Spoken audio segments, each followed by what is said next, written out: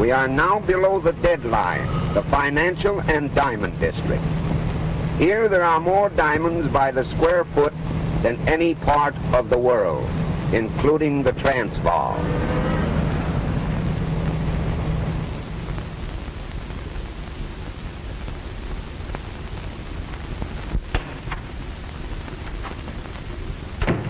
Good afternoon, Captain. How are you, Peter? Oh, hello, Captain Simon. Hello, Molly. Mr. Abrams is expecting you.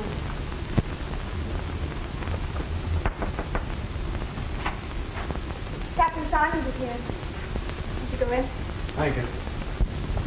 How are you, Mr. Abrams? Oh, good afternoon, Captain. Sit down. Thanks. Have a cigar? Oh, thank you. What's on your mind? These diamonds. These and a lot more to come. And, oh, pardon. This is Mr. Everly, Captain Simon. Mr. Everly? I'm glad to know you, Captain. Mr. Everly and I are negotiating a very large consignment of diamonds, and we thought that you should be warned about it. A wise precaution. Are you collecting the consignment here? Yes, they're for my firm in Chicago. But they're not to be shipped for nearly a week. Well, don't worry. We've got a pretty good line on all the boys in town, and not one of them would dare to shove his nose below the deadline. I'll just tell my men to keep their eyes peeled, and if they do see anybody below the deadline that looks suspicious at all, to bring them in for questioning. Oh, by the way, where is your deadline now, Captain? Still Canal Street? Yes, and if any of them come south of that line, it'll be just too bad. Well, so long. Bye-bye.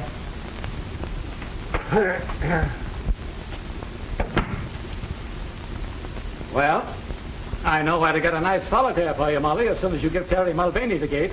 You'll be too old by that time, Captain Simon. Oh, you're never too old.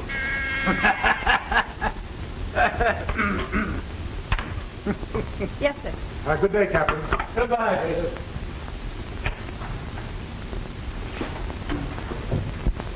Oh, Miss Fitzgerald, would you mind working an hour or two later tonight? Certainly not, Mr. Abrams. Then as soon as you're through, bring in your notebook.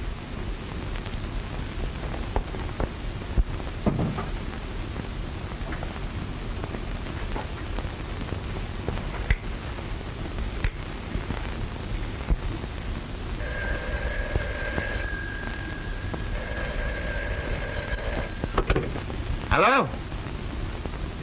Hello, Molly, my darling. Terry, dear, I have to work late tonight, so don't wait for me. I'll have supper downtown. You can meet me near the subway entrance around 9. Sure, darling, I'll be there with me buttons all shine. Right.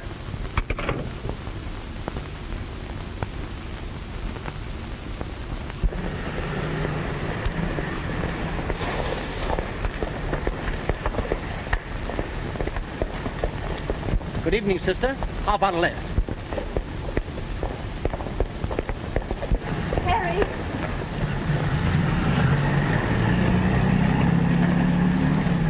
What's the matter, darling? Oh, just a would-be Casanova. And what's that? Oh, a fellow that thinks that offering a girl a lift is a driver's license. Is that so? I'll take care of him. Oh, don't you worry about a little thing like that. Do you think I'd exchange your homely face for anything in the world? No, wait a minute. What was that crack? It goes for me, too, darling.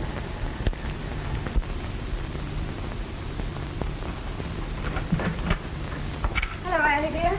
Well, good evening, Miss Tiverton. How are you this evening? Why do people always think it's polite to ask silly questions? Well, look who's here. Have you had your supper? Yes, thank you. Glass of milk and a sandwich, I suppose, standing up at some lunch counter. Oh, well, this rush will soon be over, and then I'll have my evenings to myself again. Would you like some tea, Terry? Uh-huh. I'll go fix some. Are you still here? I thought it was time for you to be going home instead of coming here visiting. Well, I suppose it is a little late for elderly people, but Molly and me won't mind if you want to go to bed. If you expect me to resent that, you're wrong. Why on earth don't you sit down? You've been on your feet all day, haven't you? I tell you, that I have. The poor dogs. Every time I make them walk, they get sore. And when are you going to get this advancement you're after? Well, the exams are in June, and by July you'll see me a full-fledged detective. Then crime will automatically cease, I suppose. Oh, no, not immediately. You see, there's the honeymoon first. Terry Mulvaney, if you don't make Molly the happiest wife in the world, you'll have me to answer to. Won't be for the want of trying. Molly needs a rest. That man Abrams works her too hard. Don't know what people want with diamonds anyway. Useless things. And yet if they can't buy them, they steal them. Oh, no, not much chance these days. Rot. Half the crimes in the world are never solved. Oh, here, let me hold it for you. Well, at last I found a use for a policeman. Oh, I don't know. Molly found one. Did you ever try it? Are you two still bickering? Here, let me help you. Well,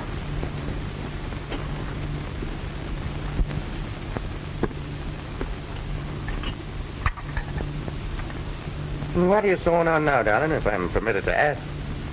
Pillow slip, Mr. Mulvaney, for that red head of yours. you'd think you two were married already. When I was a girl, no young lady would have said such a thing. Did you faint too, or was it swoon? I think you'd better confine yourself to questions of more importance. You got your book, Terry? Oh, yes, sir.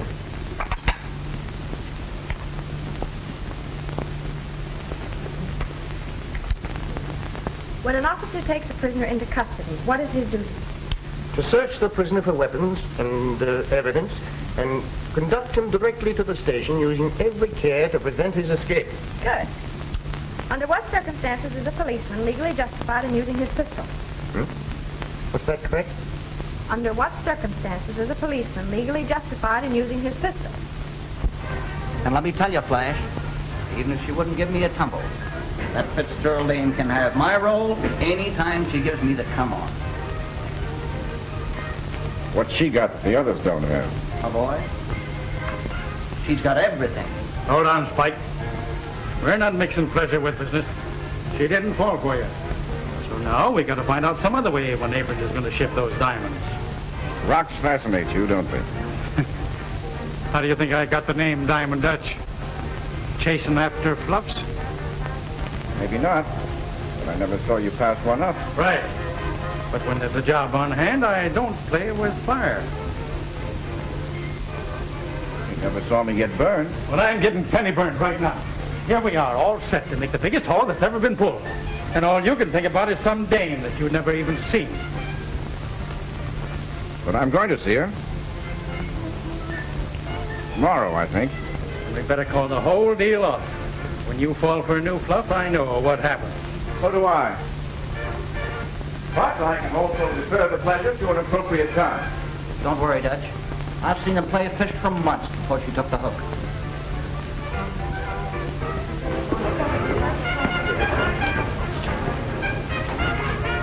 All right. But when does Abrams get in the balance of that consignment? That's all I want to know. Why pull this job a day too soon? When by waiting another day, we could get maybe $100 grand more. What'll you bet I can find out by tomorrow night? Come on.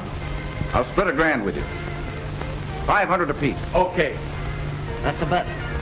You can land that Fitzgerald Lane, you've got it coming.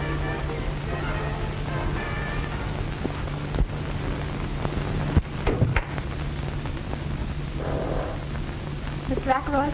Right, young lady. And you are Miss, Just Mr. Abrams' secretary. Will you wait a moment, please? With pleasure.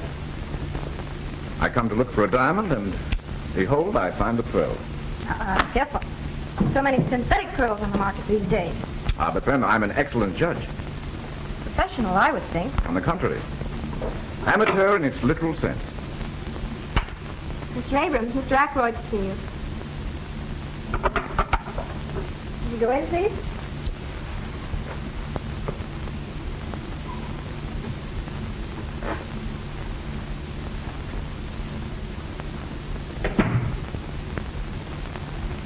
Sorry I'm so late. I suppose it's about your closing time. Oh, there's never closing time when we have a client. Won't you sit down? You said over the phone you were looking for stone of about 5 carats. Yes. A yarder. Send in the stones I selected for Mr. Ackroyd. Oh, that looks like a very fine stone you have in your ring. May I see it? Yes. I picked that up in Hatton Garden.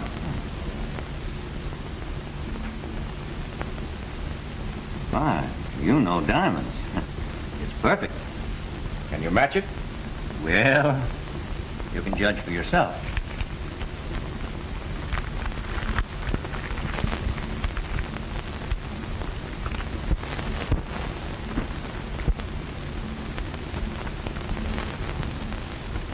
May I use your glass? Certainly.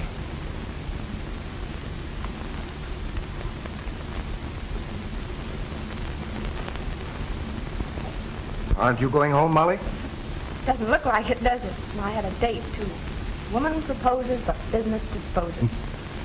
Well, I'll be glad to get home and dispose of that corned beef and cabbage that's waiting for me.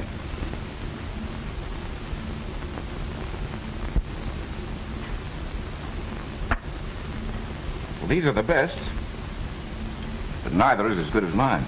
I'm afraid you're right. But I shall have more in Thursday, and I think finer ones. Could you call then? I'm not sure, but I think I could make it Friday. Well, I'm very sorry, but they'll be gone then. Tell you what I'll do. I'll give you 1,000 for that one.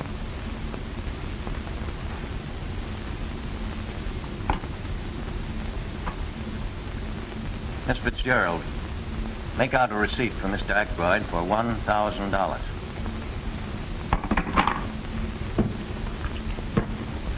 So that's that.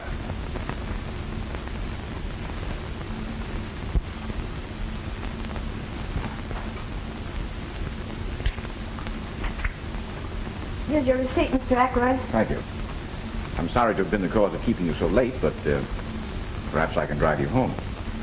Well, I am rather late. Then why don't you let Mr. Ackroyd take you home? All right. Good night. Good night. Good night.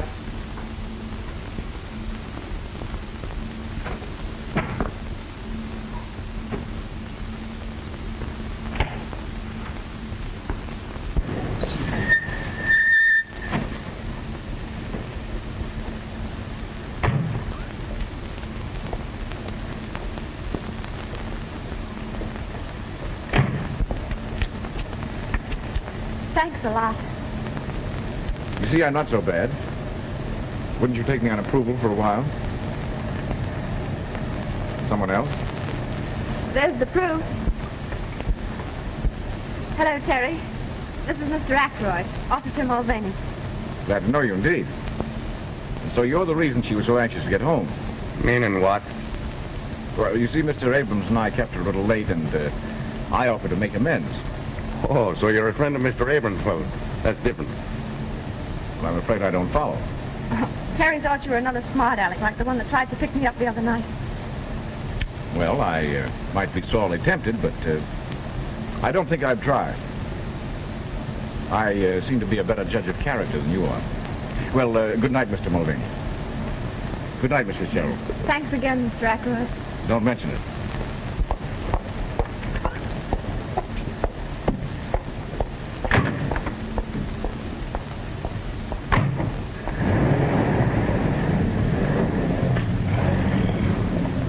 What's the matter? You don't seem to like the gentleman. I do not. Oh, Terry, you need never be jealous of me. As a matter of fact, I only accepted his offer so that I wouldn't keep you waiting. Well, who is he? All I know is that he just bought a diamond for $1,000. I thought he was another one of those mashers, like the one last night. I'm not that foolish. You're in love with me, ain't you? Uh-huh. Yes, Spike? You're right. She had to be seen to be appreciated. Yeah, I thought she'd appeal to your sense of proportion. Yeah? Now I have another object in life. And now Stenog interferes with 100 grand, huh? You'd better dig for 500, Dutch. You too, Spike. Did you find out? I not only got a good look at the office, but I found out that the consignment will be complete on Thursday night. To top it off, I drove the young lady home. That wins the bet, I think, Dutch. You're a wonder, Flash. Yeah? Well, it cost me $1,000 to do it. I bought that one. Only worth 800. Oh, I'll get most of it back. Take a look at the girl's writing, Spike. Could you imitate it? so she couldn't tell the difference herself. What's on your mind? She seems to prefer an Irish harness bull to me. Meaning what, he says? Oh, so you're a friend of Mr. Abrams. Well, that's different. Begor, I'd like to push the ugly mug of him down his own throat. All right, forget it. We got to think about this job ahead of us. That's just what I'm doing, Dutch. When you're pulling a big job, it's always safer to have some goat to take the rap. Sure. It satisfies the public and gives the cops a chance to save their faces. Right. And this is where I kill two birds with one stone. Officer Mulvaney will be the goat, and Miss Fitzgerald will be... In circulation again. But how are you going to do all this? Easy. Just practice on her handwriting, Spike, and we'll send Terry a billy-do on Thursday.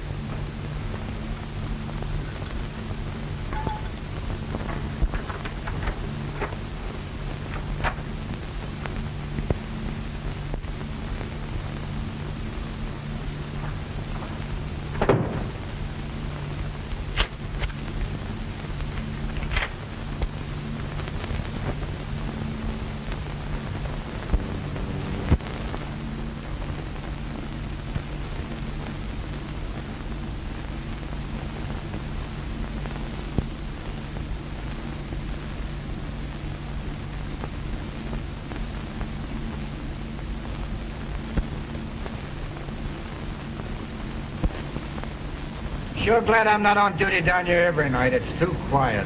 Yeah, I'd rather be uptown myself. Hello, boys. Well, no pinch tonight, Palmer? Oh, I think the captain's crazy. There's no one below the deadline tonight.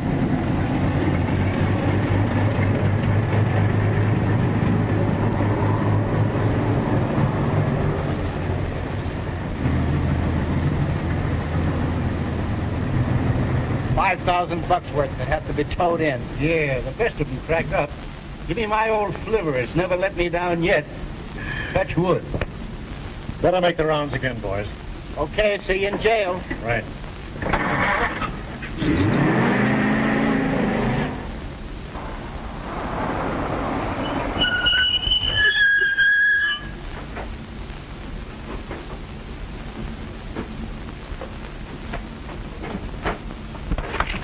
Okay, Flash.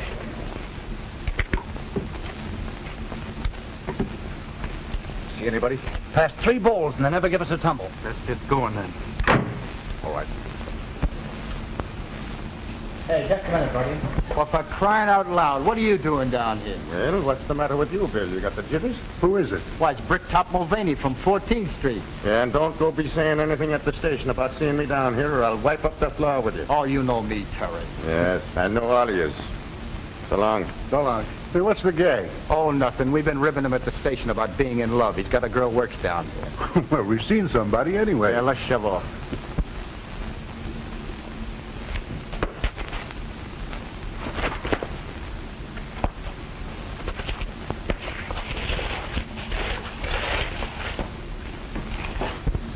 Number 47, Fishfield necklace. Check number 3. Miss Fitzgerald, call the express company now. Number 54, tray of 15 brooches. Check number 4. The line seems to be dead. What? Stick 'em up, all of you.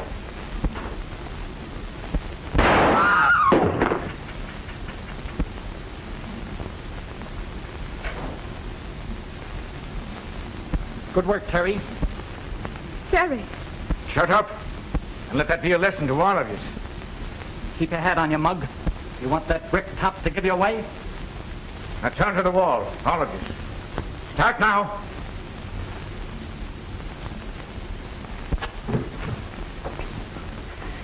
Move over. Keep 'em up.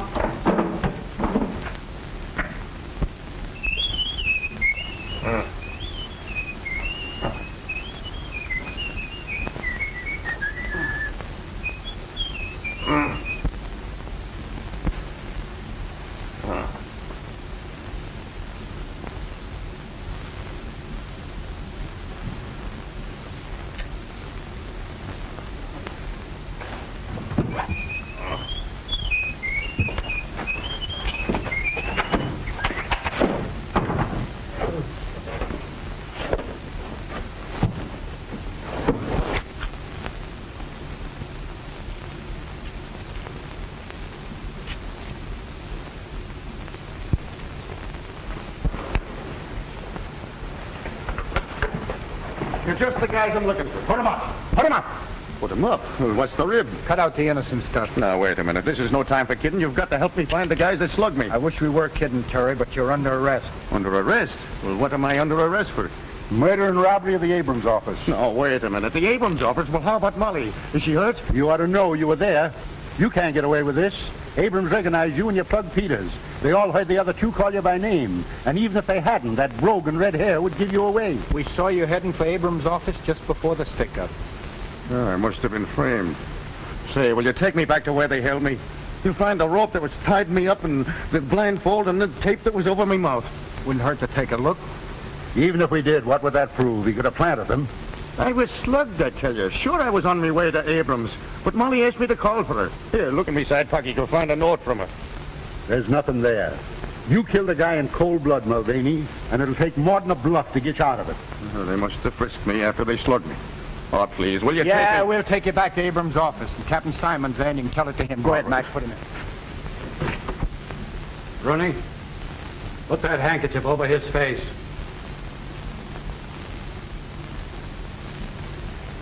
Now, we've got you, Mulvaney. You might just as well confess. But it couldn't be Terry. Well, naturally, you wouldn't admit it. But I don't think it'll be very difficult to prove that you were his accomplice. Now, you leave her out of this. Mr. Abrams, is that the man who led the hold-up men? It is. Without a doubt, it is. I've seen Mulvaney many times. I couldn't be mistaken. Mr. Abrams, are you sure that he is the man that shot Peters? Yes, I'm sure he is. I was slugged, I tell you. All right, Bill. Take him away and lock him up. Oh, Terry. Terry. It isn't true, darling. I was framed. I'm going to prove it. He's just putting on an act. Take him away. I have a few more questions that I want to ask you. Don't let them bully you, Molly, and don't you worry about me.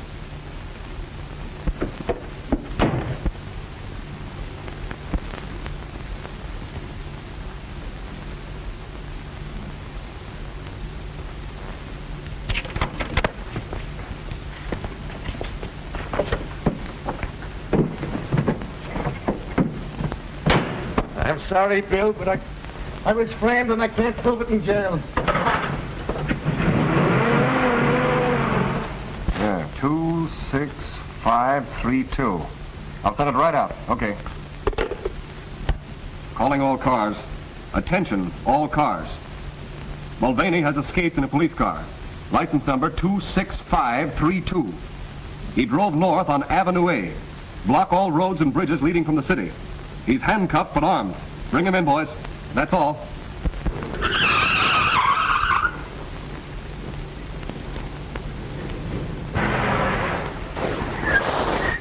Yes, sir. What can I do for you?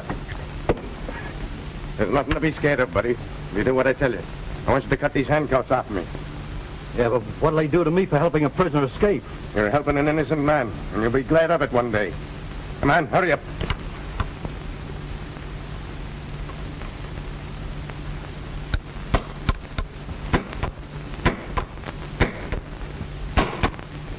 And after they're off, you gonna plug me? I'll make a bargain with you. I won't harm a hair on your head if you keep still about this. All right. Calling all cars. Attention, all cars. Mulvaney reported seen on Lincoln Highway speeding west. Use special caution.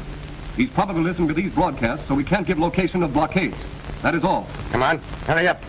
Repeating broadcast 47. Mulvaney reported seen on Lincoln Highway speeding west. Step on it, Dave. We must be right on his tail. Right.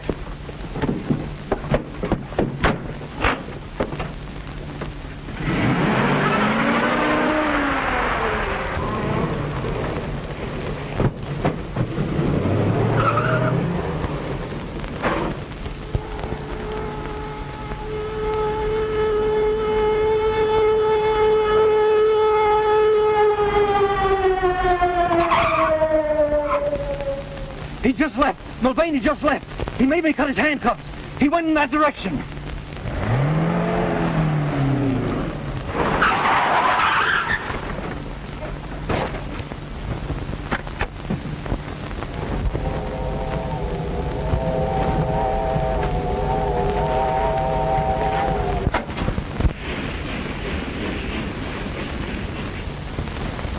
fellow get your timetable? You belong in these parts? No, this business. What's the next stop? Don't you know what train you're on? Oh, sure. The Tipsy train. No. You gotta go back to Hopewell Junction to get that.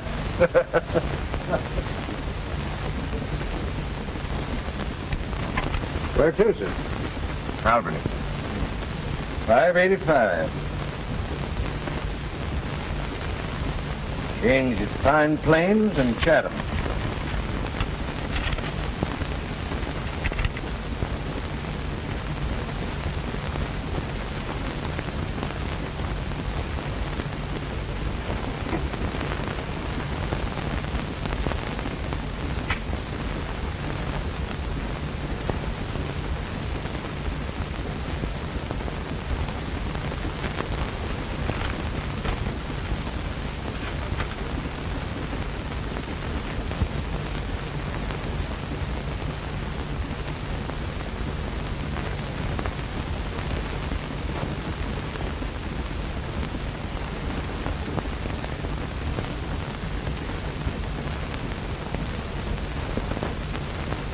Got this police wire at Billings.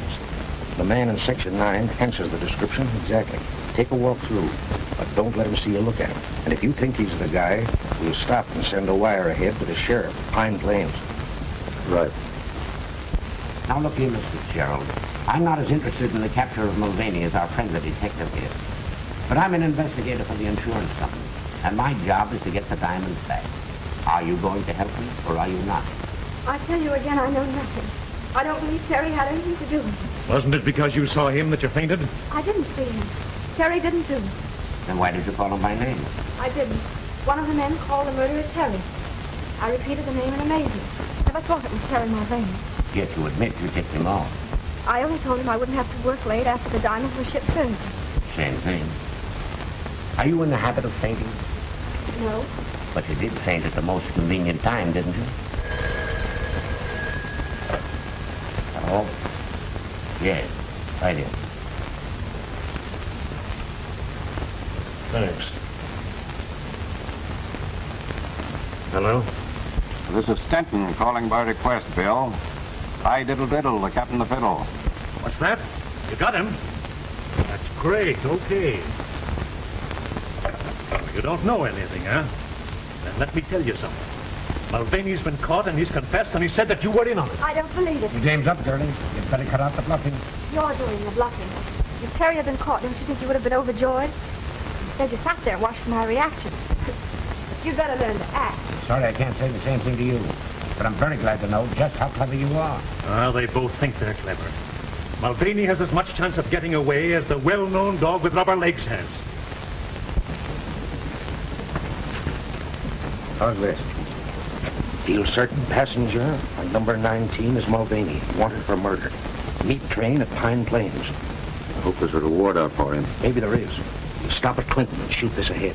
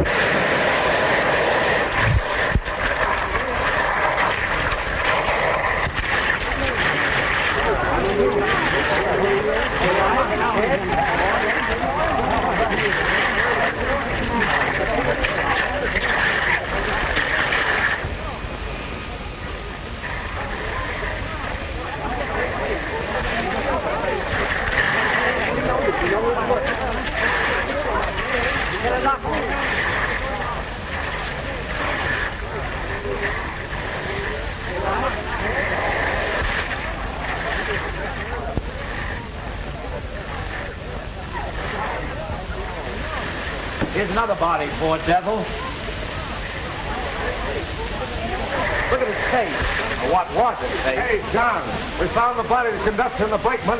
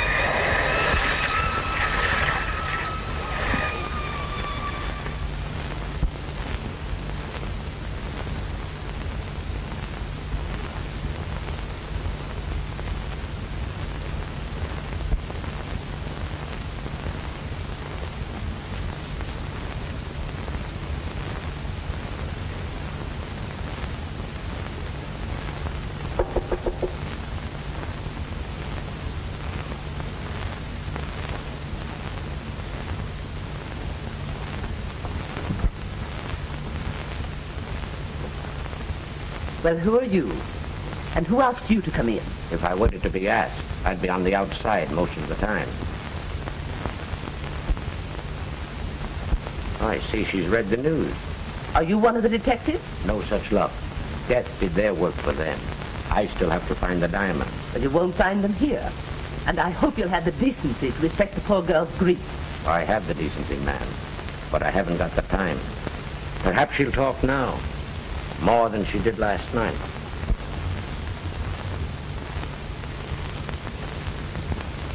Are you ready to talk now? What do you want? You know what I want. The diamond. Can't you leave me alone? Can't you understand anything? Terry didn't do it. And now he can never prove it. He proved that he did do it, you mean? Do you think that getaway of his was an act of innocence? Not on your life. He wasn't, did I tell you?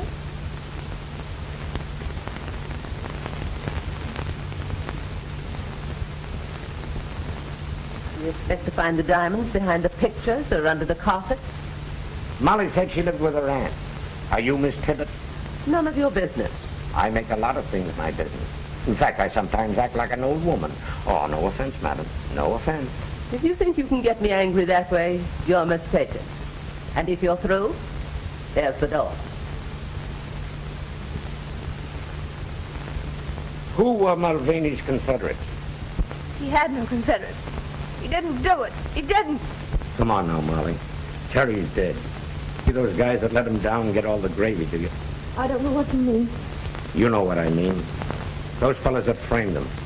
That's why they called him by his name. You don't want to see them spit Jack while carrying coal. Stop it. Don't you think I've suffered enough? Yes, he's dead. You who killed him. You with your false accusation. You drove him to it. Somewhere the real criminal's laughing at you. Laughing at your stupidity. I'd laugh too. I'd like to laugh, but Terry, the joke's on him too.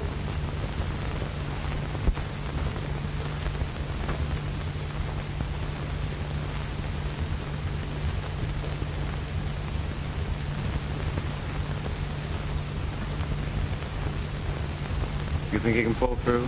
Oh, he'll be all right. I'll probably have to do a little plastic surgery on his face. Then you'll be in your element. Well, it's always interesting to try to improve upon nature. Wonder who the beggar is. There's no identification on him. Well, we'll find out soon. He'll recover consciousness now that I've removed the pressure.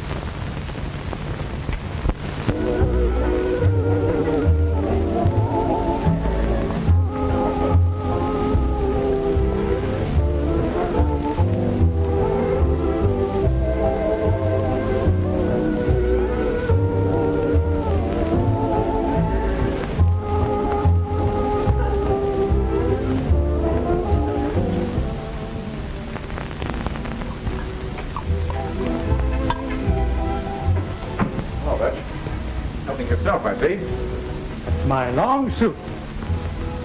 You're telling me? Well, everything still seems to be under control. Sure. The Dicks haven't the ghost of an idea that was our job. They're still sure it was Mulvaney. But the cops are still watching every fence for the stones. Certainly.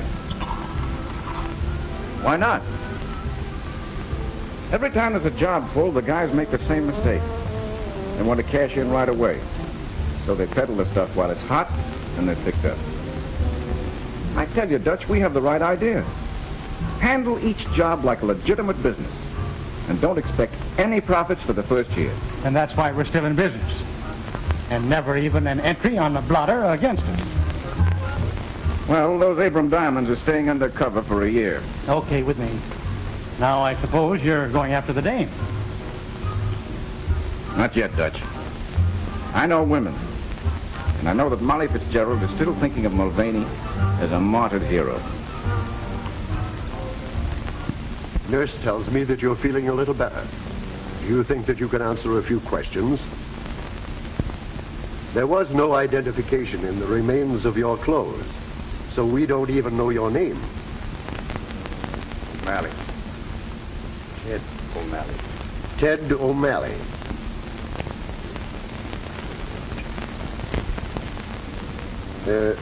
Have you any relatives or friends that we can notify? By the way, what kind of a nose did you have? I mean, I shall have to build up your nose from practically nothing. Couldn't you get me a photo to go by? I'm afraid he's a little too weak yet, Doctor. Oh, well, I'll give him a classical one.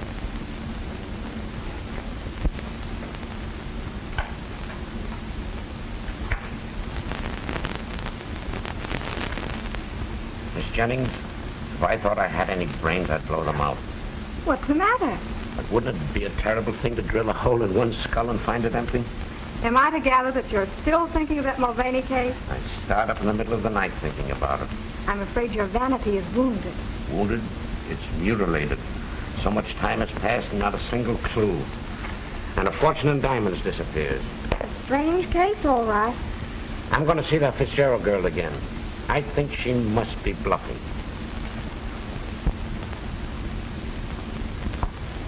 Where's your winter coat? Oh, I sold it. I won't need it. Well, this is your business, Molly. But I'd like to see anybody try to force me to leave town. You don't seem to understand, Annie. I'm branded as a thief. Nobody will give me a job here. Don't forget you'll always have a home here. Remember that. Oh, that must be the man for my trunk. I'm going to fix you a lunch to eat on the train.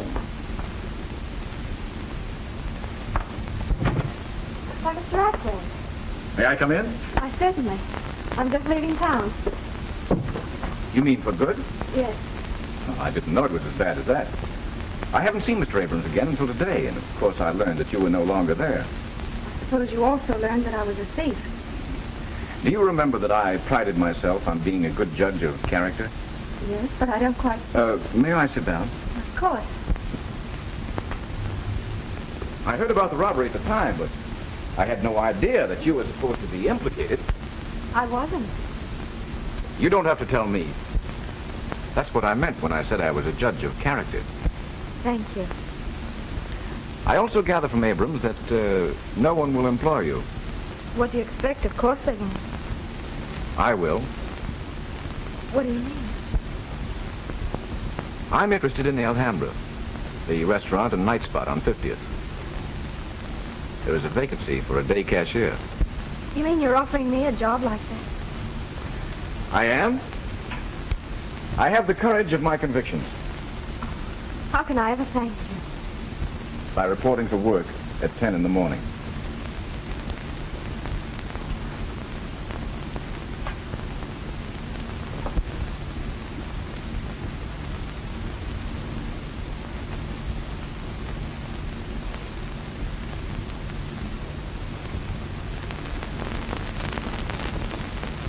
Yes, we can leave the bandages off now. Sure, Doc, and that won't make me mad. No, I suppose it probably won't, but evidently you would like to see what I've done for you. That I would.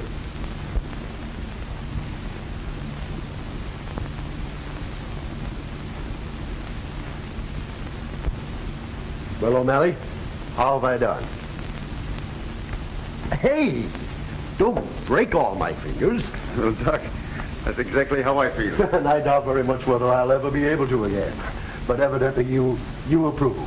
Tell me, is it as good as the original? Well, Doc, I think it's a bit improvement. And if it wasn't for me head, I wouldn't even know myself. Well, you know, you really could dye that and have a little joke with your friends. Huh? Oh, yes. It would be a joke, wouldn't it? Well, I'm really glad that you're pleased. And the railroad company will be, too. You'll probably let them down easier. What do you mean? Why, the insurance adjuster has been here several different times. They offer to settle with you for $2,000 in cash and all your hospital bills. $2,000? Yes, and you won't have to go to court and give half of it away to some attorney. $2,000? Well, that would come in handy. Why, yes, of course it would. Incidentally, here's the check that the insurance adjuster left and also his form of a release. You can sign that if you care to. It's entirely up to you. Doc, I wonder if I could have that in cash. Why, I suppose so. Just endorse the check and I'm quite sure they'll cash it.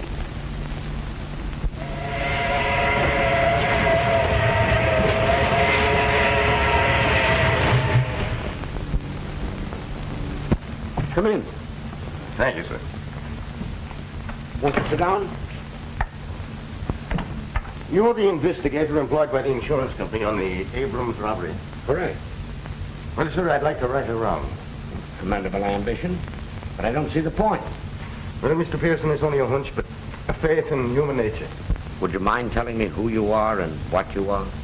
Well, I'm just a dumb pug. I'm training over here at Archie Nolan's, and I come from Colorado. And I had a brother here on the force, and he got into a bit of trouble. We were pals from the time we were kids, and I'm sure that he'd never do anyone any harm. Mr. Pearson, that man was Terry Mulvaney. Mulvaney? Yes, Terry Mulvaney.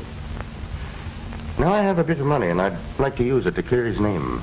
Have you seen the police? No. The cops are only looking for convictions. He was wanted for murder. His death closed the case. Now you have no axe to grind or politics to play. That's right. I'm a private individual, responsible only to myself and the insurance company. And your object is to recover the stolen property. Right again. You may be a pug, but you're by no means dumb. Now, your brother told a queer story to the police. But if his story was true, who framed him? And what reason could they have? That I don't know, but it gave you and the cops a wrong steer, didn't it? Oh, thank you, sir. By the way, you happen to know where I can find his gal? I don't know her address, but her name is Fitzgerald. Just a minute. I'll look it up for you.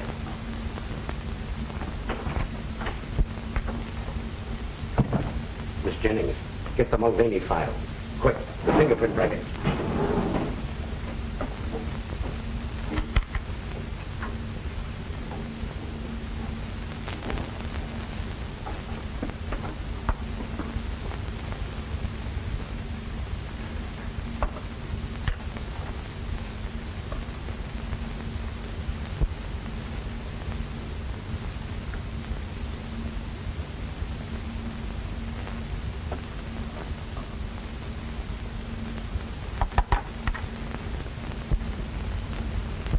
Identical. He's our man.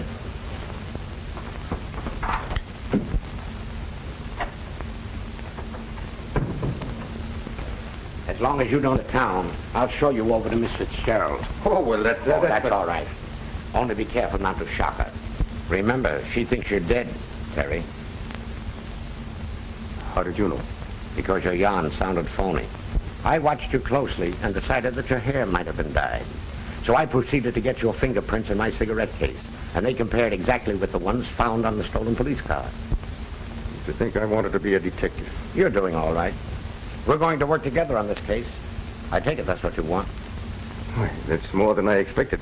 Tell me, how did you work this substitution with the dead man? Well, I heard a couple of the wrecking crew say that his face was all gone, so when they went for the stretcher, I emptied my pockets into his. Quick thinking, my lad. Yeah, but I didn't think very long. When I come to, I was in the hospital, and the nurse was reading the newspapers to me. In other words, you woke up and found yourself dead. That's about it. Well, you've awakened to plenty of worry, and we've got to solve this case before the police get on to you. They won't ever get on to me, because I really have got a brother, Ed, in Colorado. Does Molly know that? Sure. Why? Then you got to remain Ed, even to her. Oh, I could never fool Molly. The doctor didn't change me that much. Well, you must try. You know, brothers sometimes look very much alike. Well, I want Molly to know that I ain't dead. All right. Tell her Terry escaped to your place in Colorado, and you came east to clear up the case. Well, couldn't I? No, you can't take that chance with Molly. She might give you away by word or look. And at a time like this, that'd be too much of a risk. So, come on. You're a hard man.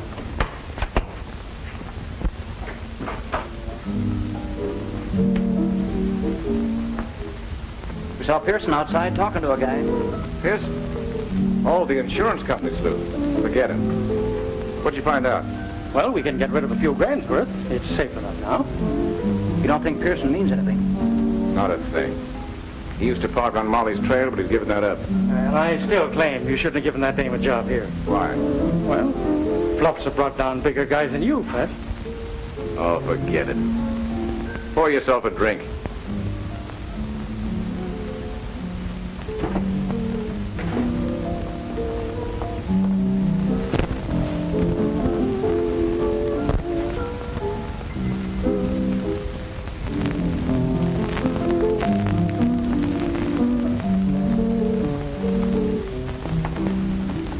Good evening, Molly.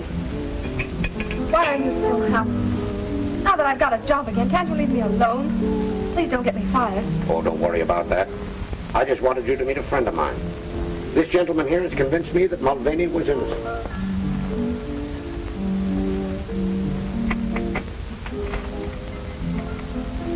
Terry. No, Ed. Harry told you about me, didn't he? Would you mind if we sat down? Of course not.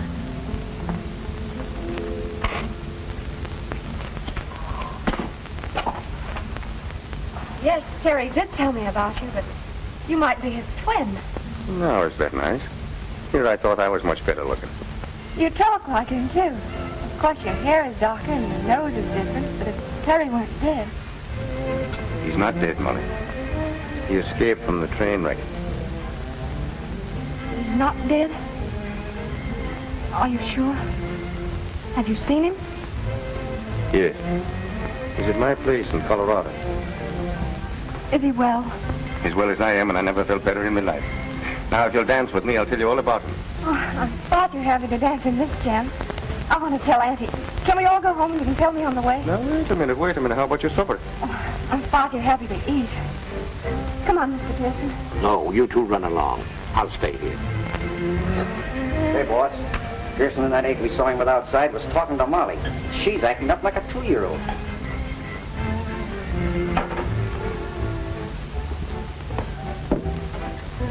Now, don't you get scared the next time you see me. Good night, Ed. And you be careful. Careful of what? Oh, you know, a nice young fellow and a pretty girl and a romantic moon. Must I tell you the rest of that? Come on, Mr. Mulvaney.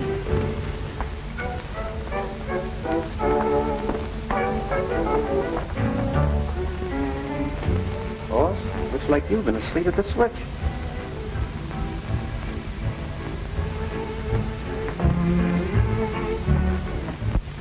If it hadn't been for Mr. Ackroyd's kindness, I'd still be out of work. Isn't that right? That's right. Now, look.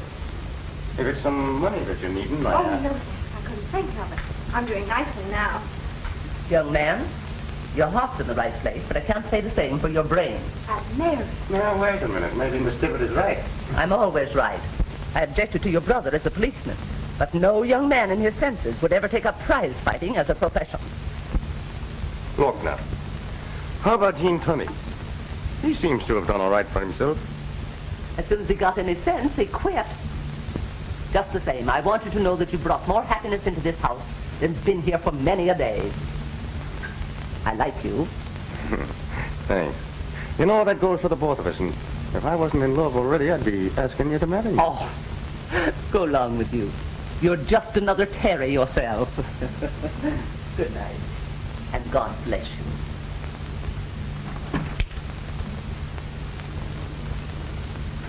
Well, I guess I'd better be going, too. Oh, no. I want to hear it all over again. Again? Oh, my dear child, I told you in the taxi, and I told you in the park, and I'm just after telling your Aunt Mary here. I know, you're a darling. I didn't mean to say that. Well, what's wrong with calling me a darling? I don't know, something just came over me. I suppose it's because I'm so grateful to you, Mr. Mulvaney. I thought you promised to call me Ed. What's the matter? I don't know. Ed, I seem to have known you forever. It's just the way I want you to feel. You don't understand. Please go.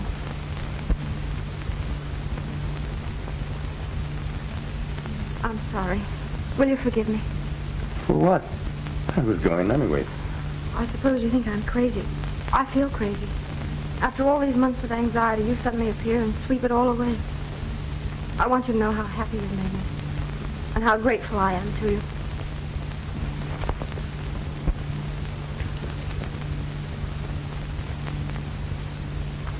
You shouldn't have done that. You misunderstood. I think not. But it isn't fair. You know I'm engaged to Terry, and you said you were in love with somebody else. I said no such thing. You did. You told Aunt Mary. You meant? All's fair in love and war. Good night, Molly, dear.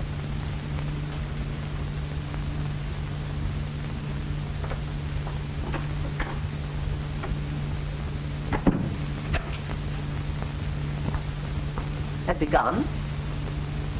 Oh, Aunt Mary, what'll I do? What's the matter, Molly?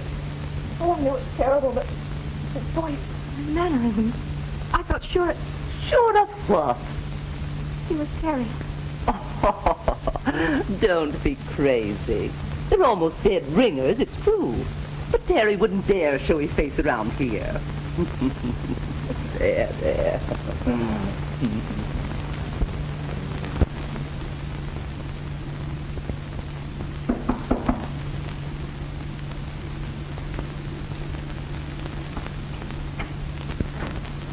You sent for Mr. Blackburn? Yes, come in.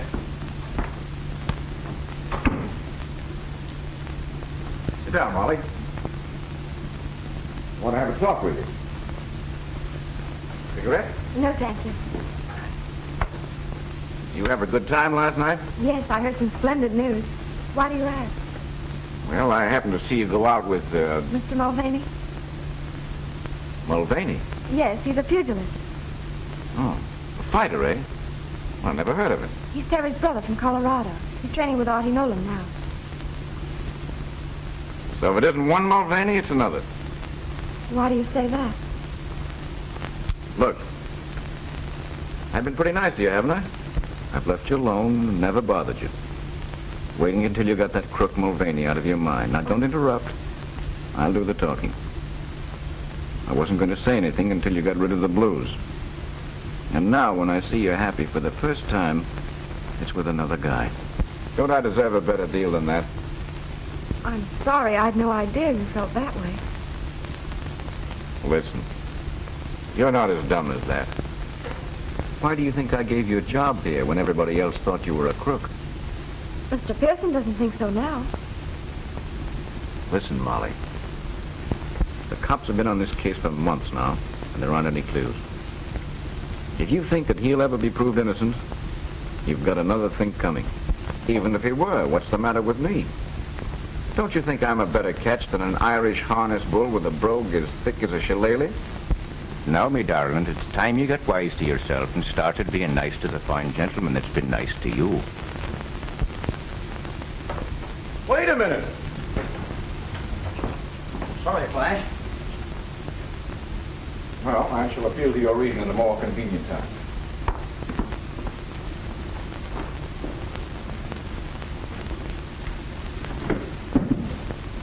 You mean to bust in on the party? But what about the stuff? Dutch has got a deal to unload the whole lot, and the guy's waiting. I think we'd better wait. Molly was just telling me that Pearson is off the Mulvaney angle. What do you mean, off the Mulvaney angle? That's what I want to find out.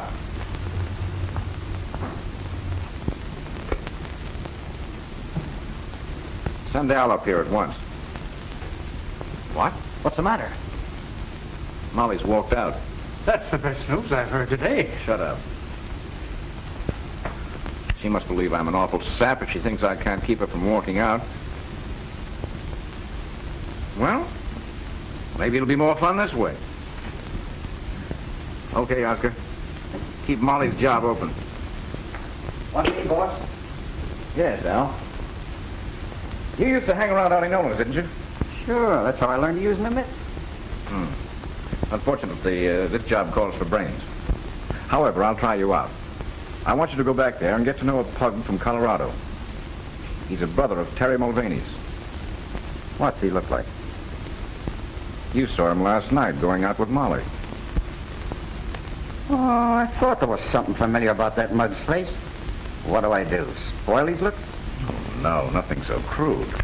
Just get his confidence and when you...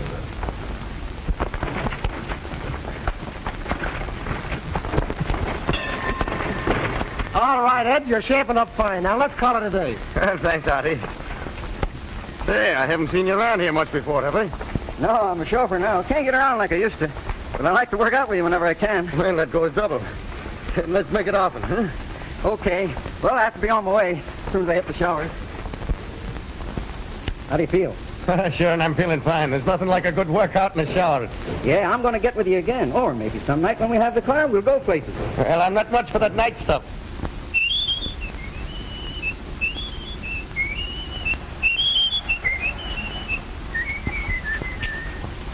Say, Al, who is it you work for? Flash Ackroyd, the guy that owns the Alhambra.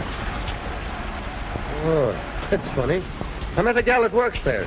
She used to be engaged to my brother. And boy, did I fall for her. What's her name?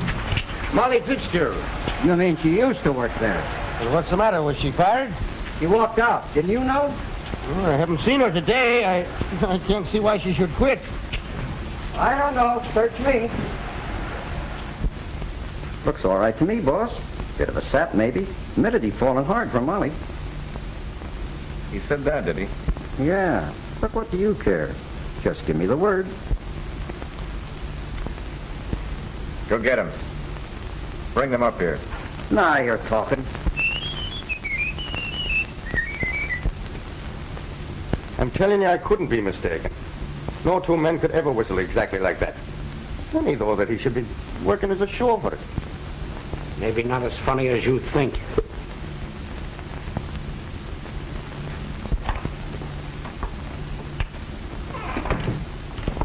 I just got your message, Ed. Oh, you're not mad at me after all, eh? I mean, for... Excuse me? for kissing you last night. Are you going to learn to love me? That's not fair to me or to Terry. I told you before that all's fair in love and war. Repeating it doesn't make it so. Molly, sit down. I want to talk to you. You know, from the first minute I walked into that place last night and laid eyes on you, the heart within me stopped. And then it started to pound like a trip hammer. And that sounds something like love, doesn't it? Not necessarily. It could be indigestion. Once a snooper, always a snooper. That's what I'm being paid for. Why did you walk out on Ackroyd? He said that he had an ulterior motive in giving me a job. How did you come to meet him in the first place? He came to buy a diamond from Abrams. That checks. With what? Theory, young man. How long before the robbery was that? Oh, just a few days. Then if he bought a diamond, he got a receipt. Yes, I made it out myself. Better than I expected. Then that would give them a copy of your handwriting. Remember the note from you that Terry told the police about? Yes. Well, that would put Terry just where they wanted him.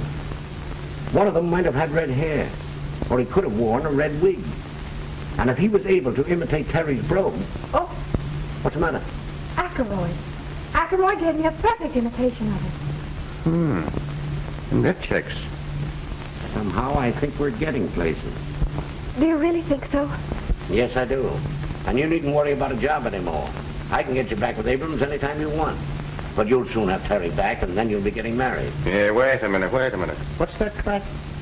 Do you think Molly would take a cop when she has a chance to get an up-and-coming pugilist like myself?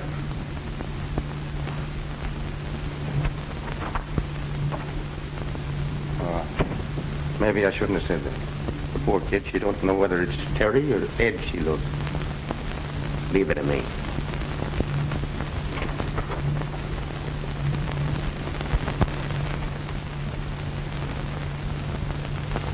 What's the matter, Miss Fitzgerald?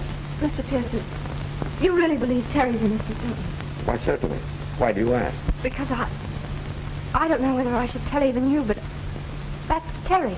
What are you talking about? That's Terry Mulvaney, not his brother Ed. I wondered why I was so attracted to him. I thought it was his voice, but his eyes are the same, too. Go on.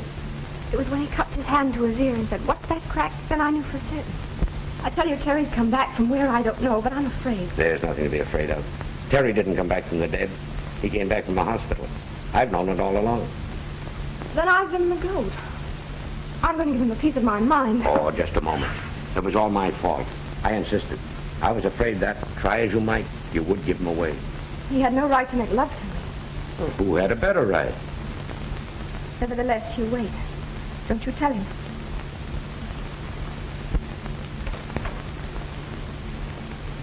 Run along, you two. I've got to go down to police headquarters. Will you see me home, Ed? Will I? In a taxi through the park.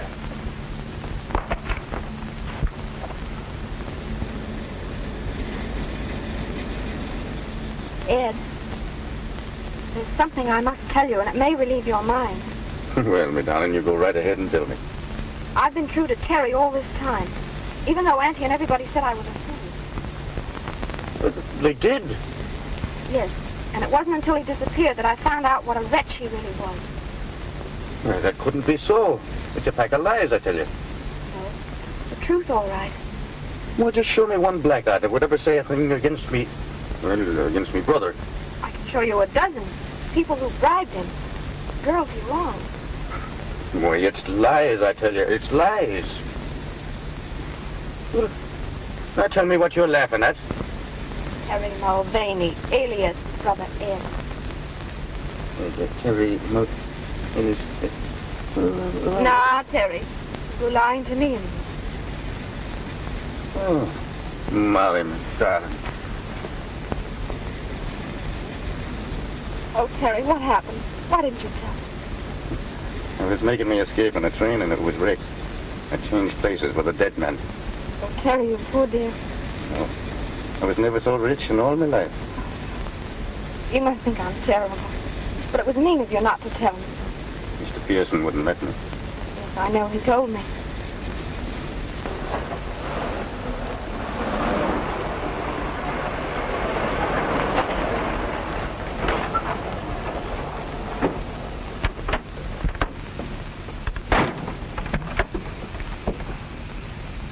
Hey, now, wait a minute. This ain't the place I told you to go. Right. But it's the place you're going. Well, what's the racket? No racket at all. A guy just wants to talk to you. Come on, both of you.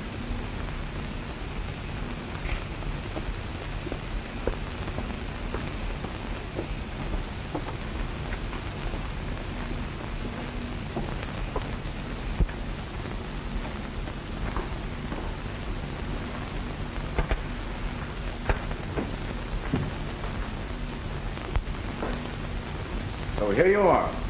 Well, what do you want? Just this. I don't stand for anybody muscling in on my territory. Meaning Miss Fitzgerald? You guessed it, Mulvaney. You flatter yourself, don't you? My advice to you is to get out of town tonight. Because if you're here in the morning, you'll be in the morgue, see? As for you, Miss Fitzgerald, you'd better come back to work. If you don't, there'll be a shortage discovered in your accounts. And that, after being mixed up in a diamond robbery, would be just too bad. Just a minute. Throw him out. If he gets noisy, well, you know what to do. But, boss, this guy isn't Ed Mulvaney. What do you mean? I heard him in the cab saying that he had changed places with a dead man. His real name is Terry Mulvaney. That it is. What about it? You're wanted for murder. What are you doing back in town? Looking for the guy that framed me. Still sticking to that story. Who do you suspect now? Who do you think? Got the car handy, Al? Sure, boss. See them home.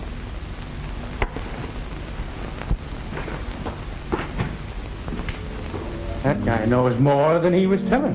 Pearson must be onto something. I knew that dame would snag us sooner or later. Who's snagged? Maybe they don't know a thing. I'm just not taking any chances. The alley's full of cops.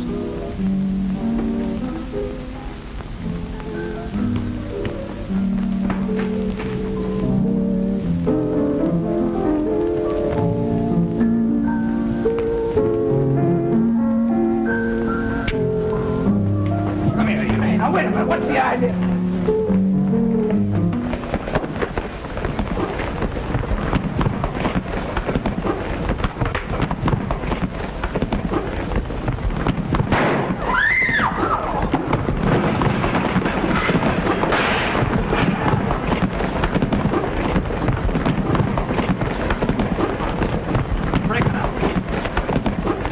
Are you all right, Terry? Why, sure he's all right. What do you think I've been training at Auntie Nolan's for?